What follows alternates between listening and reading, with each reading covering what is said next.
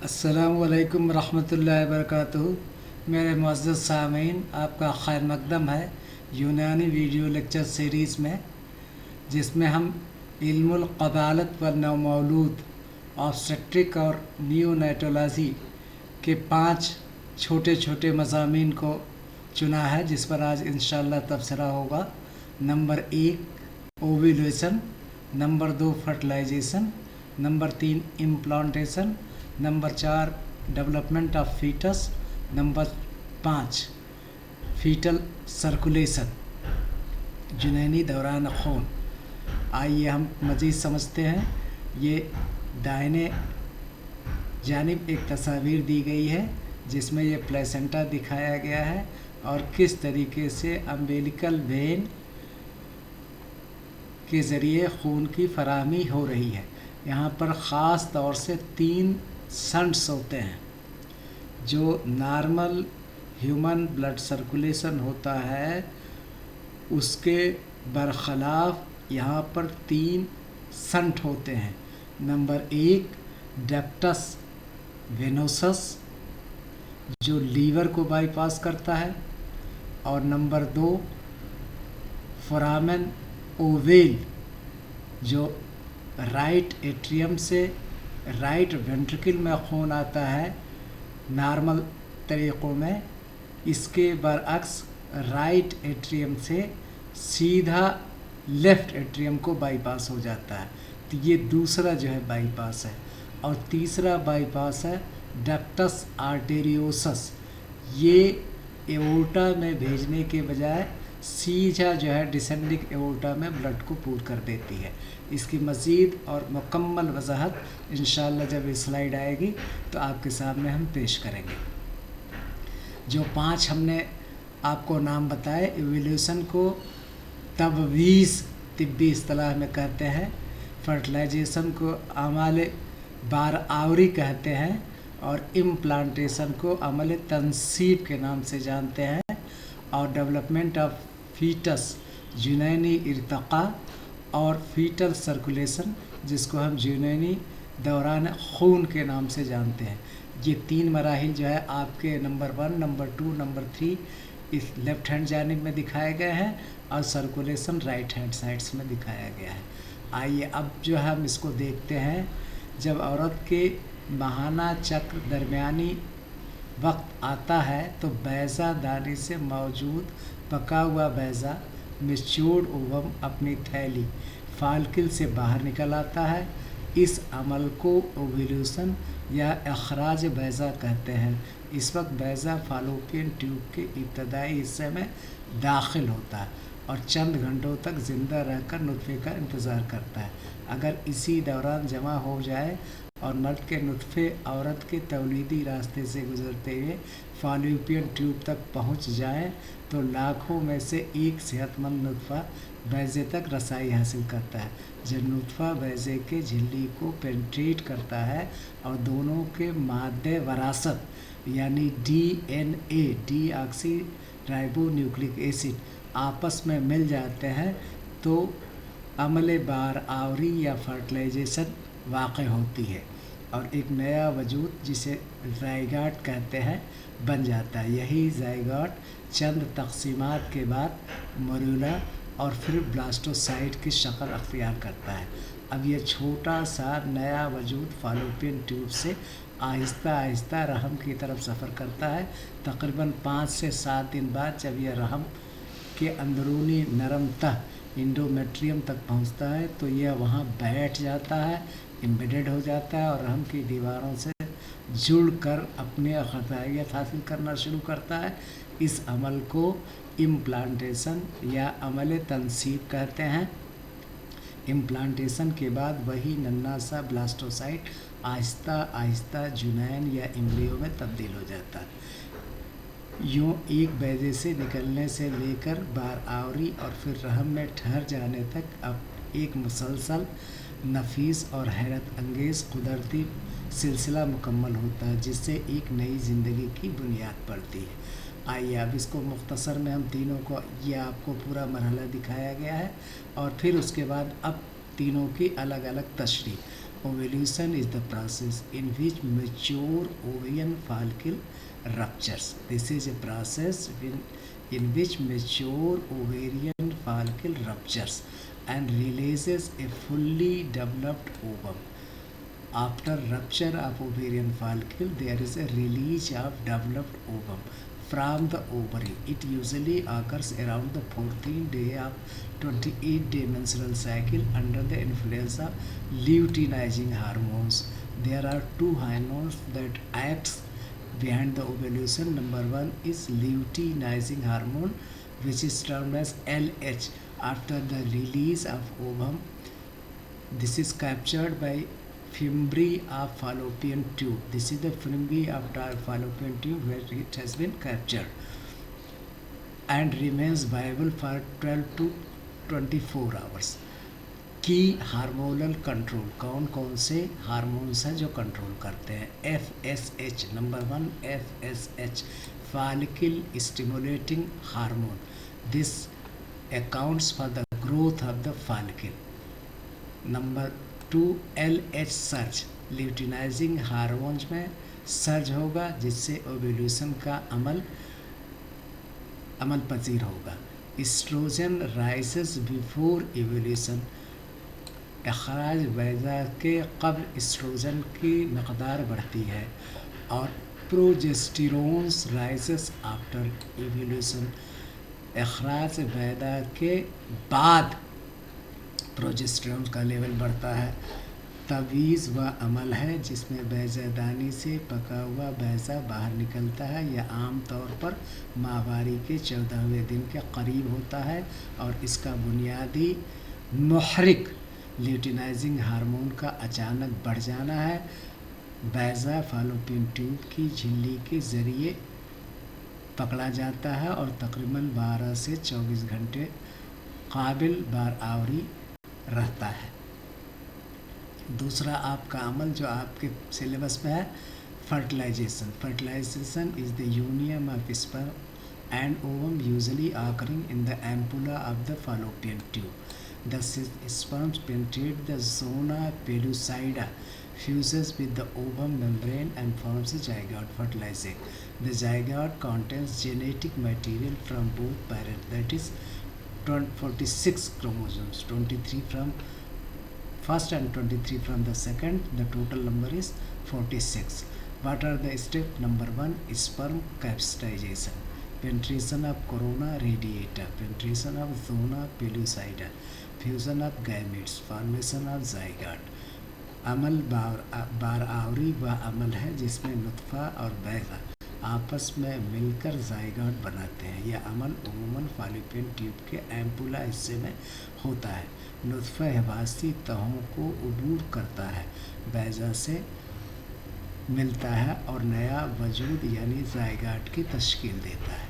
तीसरा टर्म आपका है इम्प्लांटेशन, अमल तनसीब. Implantation occurs when the blastocyte, 5 to 7 days old embryo, attaches to the and embeds within the endometrium of the uterus.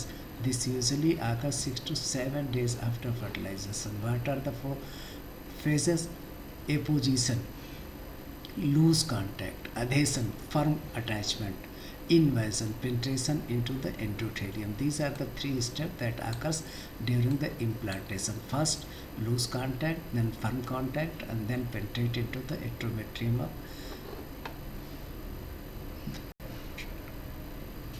of trophoblast. Differentiate into cytophoblast and syncytotrophoblast. अमल तनसीब उस वक्त होता है जब 5-7 दिन का ब्लास्टोसाइट रहम के अंदरूनी झिल्ली में चिपक कर अंदर धंस जाता है. यह बार आवरी के तकरीबन 6-7 दिन बाद होता है. मराहिल: अपोजिशन, हल्की जकड़न, मजबूत जकड़न और फिर उसके बाद एंडोमेट्रियम के अंदर दखूल. अब उसके बाद ये जो है जुनैनी इर्तक़ा डेवलप्ड, इस पर मुस्तकिल क्वेश्चन आता है. इसमें क्या क्या चीज़ें हैं? Fetal development occurs in 3 ट्राइसेमेस्टर. involving organ formation and growth. The first trimester 0 to 12 week within 3 months. Organogenesis जिसमें आर्गन अजो बनते हैं. Heart starts beating by 4th week. चौथे सप्ताह तक हार्ट की अफालियत हल्की हल्की शुरू हो जाती है. Limbs, brain, spinal cord develop and placenta is form. तो फर्स्ट ट्राइमेस्टर में जितने सारे तग़य्युरात होते हैं. Second trimester 13 to 26 weeks. Rapid growth, movement felt, quickening, facial features develop, skeletal ossification and sex determination becomes clear. Third trimester 27 to 40 weeks. Weight gain and fat deposition, lungs mature, surfactant formation. This is the very crucial. इससे जो है अगर lung में ये ना हो तो lung अफ़आल बाद में नहीं हो पाते हैं, इसीलिए इसका इंजेक्शन दिया जाता है बिफोर द डिलीवरी, या आप अगर उस वक्त नहीं है तो बाद में ये दिया जाता है. Surfactant that allows to function the lungs properly. Brain development accelerates, baby prepares for birth. जुनूनी इर्तिका 3 हिस्सों पर मुश्तमिल है. अलिफ, पहले 3 माही 0 से 12 हफ्ते. बुनियादी आज़ा का आगाज़ जिसे हम organogenesis. Genesis means development and organo means organ. Development of organ start. This takes place in 0 to 12 hours. दिल चौथे हफ्ते में धड़कना शुरू होता है, बहुत ही हल्के अंदाज में. दिमाग, रीढ़ की हड्डी, हाथ पाँव बनते हैं. सबसे पहले आपका ऑर्गेनोजेनेसिस धीरे धीरे आर्गन बनना शुरू होते हैं. तो दिल चौथे हफ्ते में धड़कना शुरू होता है. दिमाग, रीढ़ की हड्डी, हाथ पाँव बनते हैं. नाल मुकम्मल बनना शुरू हो जाता है. ये 3 मराहिल जो है फर्स्ट ट्राइमेस्टर में होते हैं. दूसरा 3 माही में 13 से 26 हफ्ते.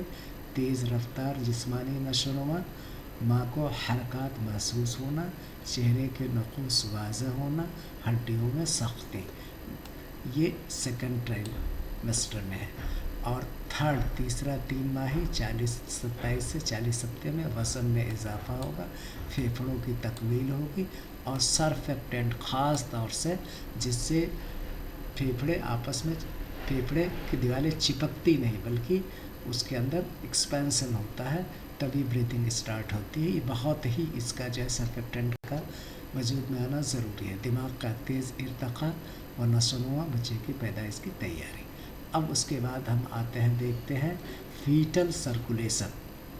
हमने आपसे वादा किया था कि वहाँ 3 शंट है. अब इसमें कैसे कैसे होता है. Foetal circulation is the unique because the lungs are non functional. फेफड़े शुरुआती दौर में काम नहीं कर रहे हैं, तो किस तरीक़े से ये खून की फराहमी होगी. और हम जानते हैं कि खून की फराहमी से ही ग़िज़ा और ऑक्सीजन मिलती है.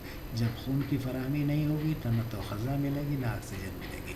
तो अभी तक फेफड़े अब फ़ाल नहीं हैं, फिर भी किस तरीक़े से ग़िज़ा और ऑक्सीजन मरम्मत फरमाई जाती है. यह कुदरत की अजीब व ग़रीब फ़ालियत है. ऑक्सीजनेशन आकस थ्रू द प्लेसेंटा. ये जो नाल है इसी के ज़रिए ऑक्सीजनेशन शुरू होता है, ऑक्सीजन की फराहमी शुरू होती है. किस तरीके से. प्लेसेंटा से. Therefore blood bypasses the lung. अब यह खून है लंग्स में नहीं पहुँचेगा पर थ्रू द स्पेशल शंट्स. अब ये शंट्स क्या है, लंग्स में नहीं पहुँचेगा क्योंकि लंग फ़ाल नहीं हुए हैं, फिर भी ये काम करेगा. तो umbilical when carries the oxygenated blood from placenta. अभी थोड़ा देख लीजिए नीचे, अब सेकंड में आगे स्लाइड है जिसमें पूरा दिखाया गया. Ductus venosus bypasses the liver. This placenta से स्टार्ट हुई, लीवर को बाईपास किया. Foramen ovale right atrium to left atrium. आप गौर करें, आम सर्कुलेशन में राइट एट्रियम से राइट वेंट्रिकल में और फिर पल्मोनरी आर्टरी में जाता है, लेकिन यहाँ राइट एट्रियम से सीधा लेफ्ट एट्रियम में शंट के ज़रिए जाता है. फिर उसके बाद डक्टस आर्टेरियोसिस, पल्मोनरी एवोर्टा और aorta shunt. umbilical arteries return the deoxygenated blood to the placenta after the birth। ये तो अब पैदाइश से पहले का इंतज़ाम है। और after the birth ductus arteriosus closes, ये बंद हो जाएगी, फोरामेन ओवल क्लोज हो जाएगा, डक्टस वेनोसस क्लोज हो जाएगा। ये जो 3 संट्स आपको कुदरत ने दिए थे बिफोर बर्थ, जिसके ज़रिए फेफड़े के फ़ालियत के बग़ैर खून और ग़िज़ा की फराहमी हो रही थी, वो पैदाइश के बाद ये तीनों बंद कर दिए जाएंगे और नॉर्मल ब्लड सर्कुलेशन चलने लगेगा। अब ये क्या कह रहा है कि जुनूनी दौरान खून इसलिए ख़ास है कि बच्चा रहम में सांस नहीं लेता, इसलिए ऑक्सीजन प्लेसेंटा से मिलती है, इस वजह से खून फेफड़ों को बाईपास करता है।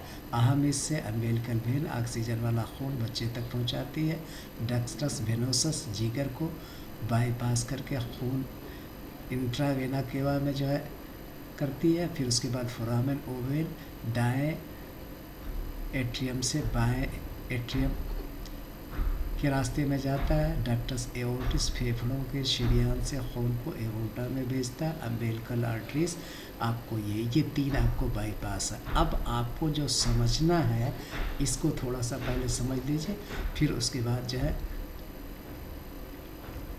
इसके भी पहले इस फिगर को आप समझिए तो ज़्यादा। ये आपका देखिए प्लेसेंटा है, ये क्या, this portion is the placenta, ये जिसको हम नाल कह रहे हैं। अब यहाँ से अम्बिलिकल वेन्स जो रेड सुर्ख कलर की है, ये अम्बिलिकल वेन्स है, और यहाँ से होती हुई यहाँ डक्टस एओर्ट वेनोसस, ये पहला बाईपास है। बाईपास इसलिए कहते हैं कि खून लीवर में जिगर में जाने के बजाय सीधा जो है इन्फीरियर वेवा में जाता है, तो ये फर्स्ट बाईपास है। यहाँ से प्लेसेंटा से अम्बिलिकल वेन्स के ज़रिए खून यहाँ तक पहुँचा लीवर तक, लेकिन लीवर में ज़्यादा नहीं जाएगा बल्कि सीधा जो है इन्फीरियर वेना केवा में चला जाएगा।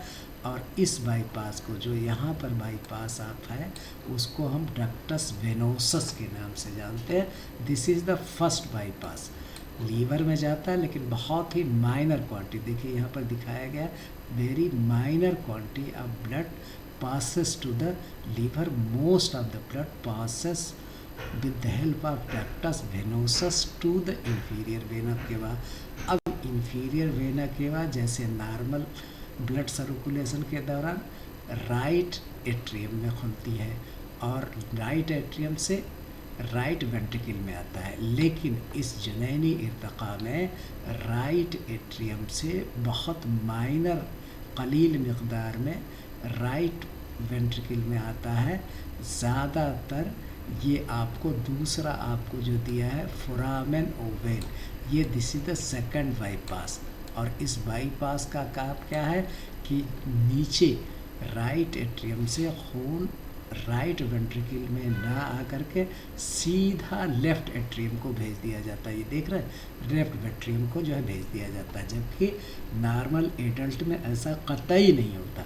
तो this is the second bypass. और फिर उसके बाद यहाँ से अब आप जानते हैं कि लेफ़्ट एट्रियम से लेफ़्ट वेंट्रिकल में आता है और फिर एओर्टा में जाता है, तो ये सीधा जो है आपको यहाँ डिसेंडिंग एओर्टा में जो है ये भेज दिया जाता है। ये क्या है, डिसेंडिंग एओर्टा, जो ये आपको दिखाया गया, ये डिसेंडिंग एओर्टा में भेज दिया जाता है और फिर उसके बाद ये प्लेसेंटा तक पहुंच जाता है। तो इस तरीके से सर्कुलेशन कंप्लीट होता है। फिर से एक बार समझ लीजिए, ये बहुत ही इम्पॉर्टेंट है और बहुत सारे किताबों में आपको कन्फ्यूज़न दिखाई पड़ेगा। यहाँ पर ये आपका नाल, ये प्लेसेंटा है, इसमें आपको आर्टरीज भी है और वेन्स भी है। अब इसमें जो है ये अम्बिलिकल वेन्स, इसके ज़रिए खून जिगर तक पहुंचता ज़रूर है, लेकिन जिगर में बहुत ही कलील मिक़दार में फ़राहम किया जाता है। डक्टस वेनोसस ये पहला संट है। आप संट जानते हैं कि अगर कोई भी रास्ता है, बीच वाले रास्ते को छोड़ करके सीधा जो है आपको आगे निकल जाए, जैसे आपको मान लीजिए कि यहाँ पर पॉइंट आपका ए है ये पॉइंट आपका कोई मान लीजिए ए पॉइंट है, ठीक है, और ये ए पॉइंट से बी पॉइंट पर आ रहा है और बी पॉइंट से सी पॉइंट पर आ रहा है, कोई भी चीज़ है। अब अगर ये बी को छोड़ करके सीधा जो है सी पर आ जाए तो इसको हम कहते हैं शंट। क्या कहते हैं? Shunt. Yes, H U N T, इसको हम कहते हैं शंट। तो उसी तरीके से यहाँ 3 शंट है। पहला शंट आपका डक्टस वेनोसस है, वेन से वेनोसस, चूँकि अम्बिलिकल वेन आ रही है और डक्ट जो है दैट कैरीज द ब्लड, उसे डक्ट कहते हैं। तो डक्टस वेनोसस, अच्छी तरह से याद कर लीजिए, डक्टस वेनोसस यहाँ से लीवर में बहुत कलील मकदार में जाएगा, वाफिर मकदार में ये आपको इन्फीरियर वेना केवा, ये आपको इन्फीरियर वेना केवा में जाएगा और इन्फीरियर वेना केवा आपको राइट एट्रियम में खुलती है। ये नॉर्मल है, लेकिन राइट एट्रियम से राइट वेंट्रिकल में खून बहुत कम मिकदार में आता है और यहाँ पर सेकंड आपको बाईपास का काम करता है। इस सेकंड बाईपास का नाम फोरामेन ओवेल है। फोरामेन ओवेल, यहाँ से खून नीचे आने के बजाय राइट वेंट्रिकल में आने के बजाय सीधा आपको लेफ्ट एट्रियम में आएगा। ये कहाँ आएगा? लेफ्ट एट्रियम में आएगा। ये आपको लेफ्ट एट्रियम में ब्लड आ रहा है और लेफ्ट एट्रियम से खून आपको लेफ्ट वेंट्रिकल में आएगा। ये इतना नॉर्मल है, लेकिन यहाँ से एओर्टा, एसेंडिंग एओर्टा में जो है खून जाता है, लेकिन एसेंडिंग एओर्टा में खून भेजने के बजाय सीधा डिसेंडिंग एओर्टा में आ जाएगा और ये काम इस तीसरा संट आपको है डक्टस आर्टेरियोसस। तो इन 3 संट को आप बखूबी याद करिए। Number 1 ductus venosus, number 2 foramen ovale and number 3 ductus arteriosus. These are the 3 shunts that passes some organs. First one passes the liver and directly pour the blood into inferior vena cava instead of passing into the liver. And second shunt is foramen ovale that pours the blood from right atrium directly to the left atrium. In normal condition, this does not happen. Blood from right atrium comes into right ventricle and from right ventricle goes to the left for goes to the lungs for oxygenation. लेकिन यहाँ पर lungs की फ़ालियत बहाल नहीं हुई है, इसीलिए इतना पापड़ बेलना पड़ रहा है। कुदरत ने अजीब व गरीब तमाम तग़य्युरात, तमाम जो है आज़ा और तमाम तरीक़े जो है दे रखे हैं, जिससे फेफड़े के फ़आल ना होने के बावजूद ये खून का दौरानिया जारी रहता है। तो यहाँ पर जो है आने के बजाय सीधा आपको राइट एट्रियम से आपको लेफ़्ट एट्रियम में आ जाएगा और लेफ़्ट एट्रियम से जैसे आता था लेफ़्ट वेंट्रिकल में आएगा। लेकिन लेफ़्ट वेंट्रिकल में नॉर्मल कंडीशन में ये असेंडिंग एओर्टा में जाता है, लेकिन असेंडिंग एओर्टा में जाने के बजाय ये डिसेंडिंग एओर्टा जो नीले कलर की दिखाई गई है, इस कलर की, पर्पल कलर की, इसमें आ जाता है और ये काम होता है तीसरे शंट से डक्टस आर्टेरियोसस। याद करना कोई मुश्किल नहीं है, आपने वेन याद किया, आपने आर्टरी याद किया है। यहाँ पर वेन से वेनोसस वर्ड है, डक्टस आप पीछे बढ़ा दीजिए, फिर उसके बाद फोरामेन ओवेल ये दूसरा शंट है और तीसरा शंट आपको डक्टस आर्टेरियोसस है। अब यही कहानी यहाँ पर इसमें दिखाई गई है। क्या दिखाई गई है कि ये किस तरह से सर्कुलेशन होता है। माँ के पेट में मौजूद बच्चे की फेफड़े पैदाइश से पहले फ़ाल नहीं होती है, फेफड़े कारकर्दगी अंजाम नहीं देते हैं, इनकी फ़ालियत बहाल नहीं होती है। इसलिए क्या इंतज़ाम किया गया? इसलिए सांस लेने और ऑक्सीजन हासिल करने का काम नाल अंजाम देती है, प्लेसेंटा अंजाम देता है। ऑक्सीजन से भरपूर खून नाल से इम्बिलिकल वेन के ज़रिए बच्चे के जिस्म में दाखिल होता है। ये हमने आपको बताया था, अम्बिलिकल वेन के ज़रिए बच्चे के जिस्म में दाखिल होता है। और यह खून जिगर में पूरी तरह दाखिल होने के बजाय हमने कहा कि लीवर को बाईपास करेगा, बहुत कलील मकदार में लीवर में जाएगा, वाफिर मकदार में इन्फीरियर वेना केवा में जाएगा। और वो किससे जाएगा? डक्टस वेनोसस के ज़रिए दाखिल होने के बजाय ज़्यादातर डक्टस वेनोसस के रास्ते जिगर को बाईपास करते हुए सीधा आपको इन्फीरियर वेना केवा में शामिल हो जाता है। यहाँ से यह खून दाएं एट्रियम में, जैसा कि नॉर्मल, ये काम नॉर्मल है। जो इन्फीरियर वेना केवा से राइट एट्रियम में नॉर्मल सर्कुलेशन में भी होता है और इस सर्कुलेशन में, फीटल सर्कुलेशन में भी। अब दाएं एट्रियम से पहुंचकर खून का बड़ा हिस्सा फोरामेन ओवेल, ये हमने कहा था, ये सेकंड। फर्स्ट आपका क्या था? ये आपका संट था डक्टस वेनोसस, दूसरा आपका है फोरामेन ओवेल। फोरामेन ओवेल के ज़रिए सीधा बाएं एट्रियम में चला जाता है, नीचे वेंट्रिकल में आने के बजाय एट्रियम में, लेफ्ट एट्रियम में चला जाता है। इस तरह यह खून फेफड़े में जाने से बच जाता है, क्योंकि अभी फेफड़ा बहाल नहीं है। बाएं एट्रियम से खून बाएं वेंट्रिकल में और वहाँ से एओर्टा के ज़रिए दिमाग, दिल और ऊपर जिस्म के हिस्सों तक पहुँचाया जाता है। जो खून दाएं एट्रियम से दाएं वेंट्रिकल में जाता है वह पल्मोनरी आर्टरीज में दाखिल होता है, मगर चूँकि फेफड़े बहाल नहीं है, फ़ाल नहीं है, इसलिए यह खून डक्टस आर्टेरियोसस, ये आपका तीसरा संट है, से के ज़रिए सीधा डिसेंडिंग एओर्टा में मुंतकिल हो जाता है।